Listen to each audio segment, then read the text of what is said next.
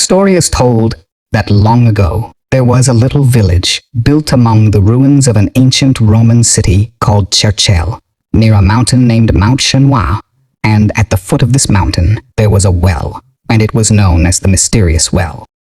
The story goes that every time there was a full moon, a strange woman would emerge from this well and begin crying and howling all through the night until the dawn. They say, too, that the water from the well was plentiful and flowed freely down to the village. Still, no man ever drank it, because if he did, his skin would turn blue and he would find himself covered in spines that would grow longer and longer every day until he could no longer move the tiniest bit or eat or drink, until he perished of hunger and thirst.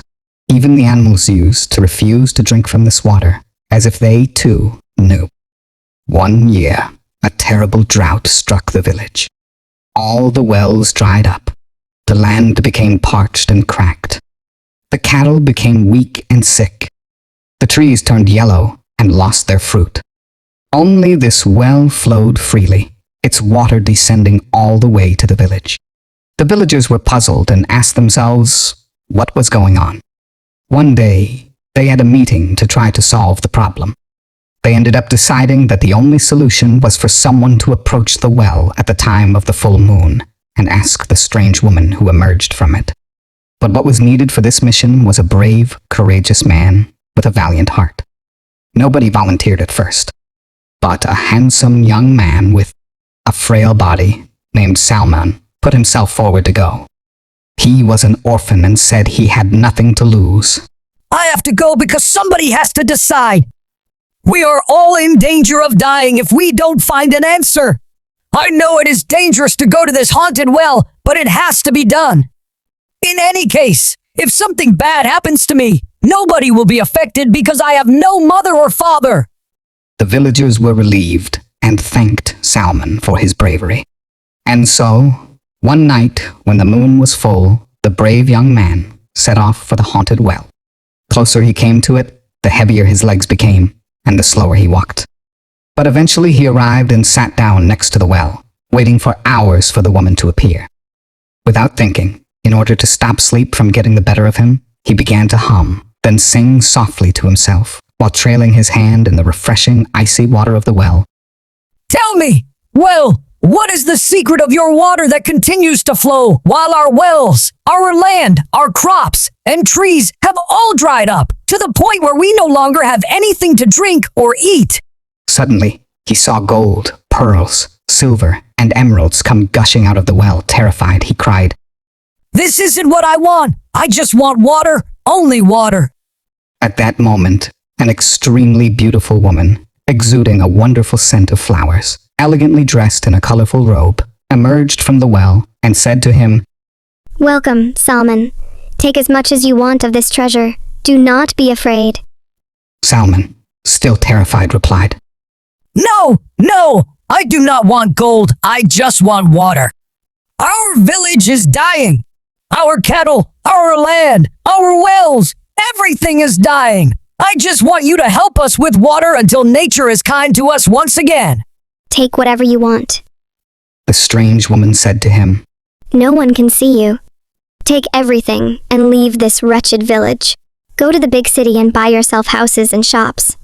You could have slaves and servants forget about this village and its lack of water. Salmon said to her sadly, I am not like that, dear lady. I cannot betray my village. I love the villagers, and I need to live with them. You are very good, Salmon. You are not like other men. Very well then, you may take all you want. Help yourselves to my water, and don't worry, nothing bad will happen to you. You can take all the water you need for 3 months, then come back to me, and we will see what to do next. Salmon was very happy about this. He thanked the guardian of the well from the bottom of his heart and ran off to the village to announce the good news to the villagers. When he arrived there, he sat down and told them all about what had taken place between himself and the strange woman. The villagers were surprised at first, then happy, and they celebrated the good news by organizing a big party in his honor. The river resumed its course, and the water flowed freely. To reassure themselves, They asked Salmon to take the first drink from it, and he did so. Nothing happened to him. In this same village, there lived an old man named Hatek. He was a rude, ugly, mean person. He always smelled horrible. Nobody liked him.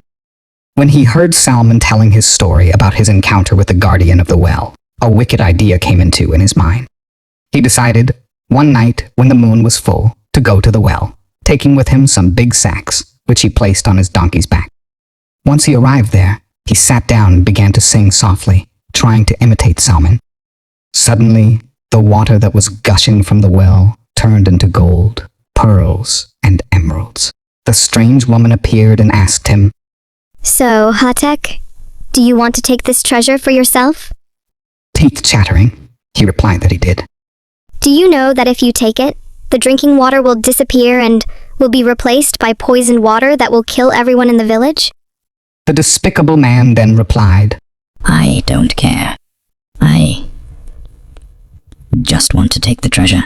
Angrily, the guardian of the well ordered him to help himself and vend out of her sight immediately, which he did without making her ask again. He filled his sacks to the brim and ran off, crazy with joy at the idea of being rich. That very night, the villagers heard horrible screams, the like of which they had never heard before, but they were unable to tell where they were coming from.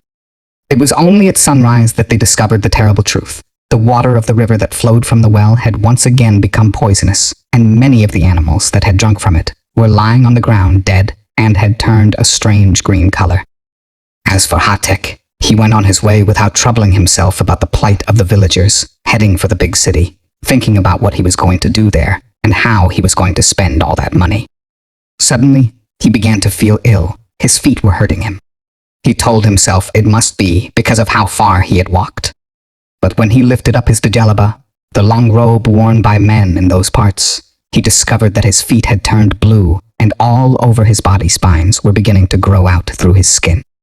He trembled with fear and rolled up his sleeves. He jumped in shock. His hands and arms had also turned blue. He began to cry and scream. He said to anyone who would listen that he was willing to give a sack of gold and silver to anyone who could cure him of this evil. He took shelter in a tent and saw a whole stream of doctors and quacks. They all examined him, gave him remedies, and promised to cure him immediately. But when he opened his sacks to pay them, what a shock he received. The sacks were full of sand and rocks. Like a madman, he began screaming and hitting his own head. Then he was beaten up badly by the doctors and quacks, who were demanding he pay them what they were owed. After that, he was sent away from the city and returned, painfully, to his village. He was in a piteous state, and it was distressing to witness. Even though they had heard the whole story, the villagers felt sorry for him. His spines grew so long that no one could come close to him or feed him. He ended up dying. One day, the situation in the village became even worse, and the villagers decided to leave the area because life there was becoming impossible. Salmon asked them to wait just a little longer, to give him time to go to see the guardian of the well, hoping she might provide a solution. One night, when the moon was full, he headed for the well and then began singing softly until the woman appeared.